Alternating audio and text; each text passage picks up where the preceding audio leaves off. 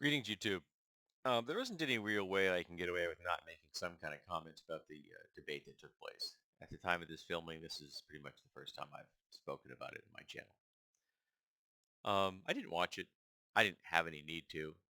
I knew that going in that Joe Biden was going to be an incredibly profound disappointment, that he was going to undermine Democratic efforts to get a Democratic president into the White House again, that he was going to harm our chances at preserving the democracy in America, because Biden and the entire Democratic Party is a deeply, deeply disappointing organization.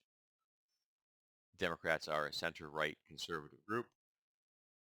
There are very few people in America that could be considered to fall into the category of progressive. There are a few in Congress, but not many. I mean, literally a handful of people that I might actually reasonably trust to be in charge of things. And so I knew going in was absolutely going to be an abysmal display, and felt no desire to be witness to that, or to sit there and listen to the shit given speak, because the man can't string more than three words together without doing something profoundly racist or stupid or sexist. Um,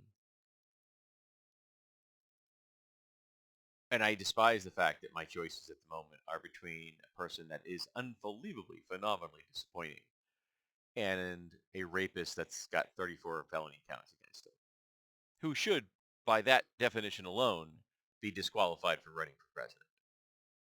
If you've got 34 felony counts against you, if you are a rapist, you should not be able to run for the presidency of the United States. I don't think that's a controversial thing in my book.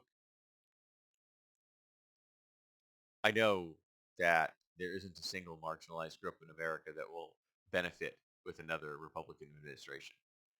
That whatever protections they have right now will be reduced, if not eliminated, through 4 more years of a Republican administration.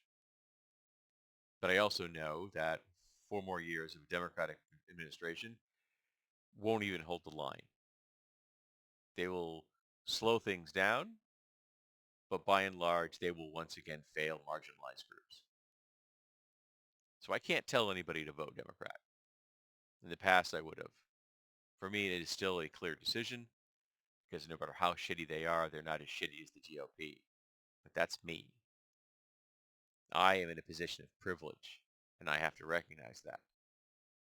The things that the GOP wants to do to America are by and large not going to have any effect on my life whatsoever as a person, as a demographic, even though they would very well disgust me, and I would continue to speak out against them, which could very well get me in an unpopular position if nothing else.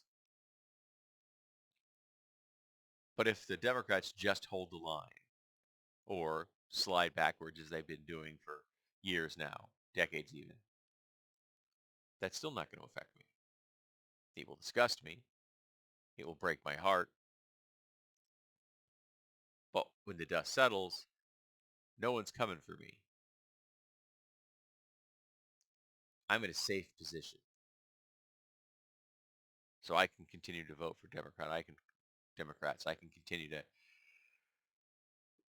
vainly hope that the system will actually work, even when the system was designed from the get-go not to work.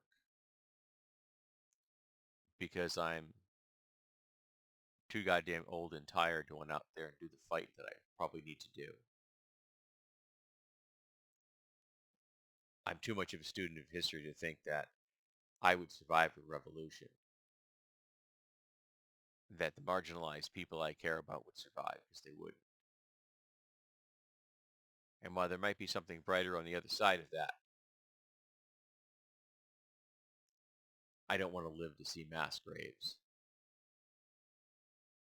I don't want to live through watching my fellow Americans kill each other in the streets,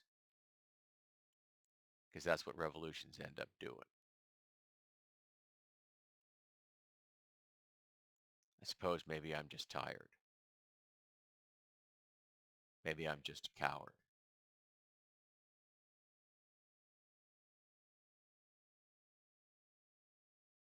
But who knows? when push comes to shoves, maybe I take a few of the bastards with me.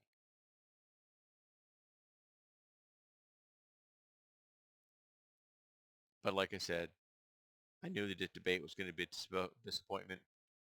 I knew going in, I didn't have to watch it. I wish we had some better options.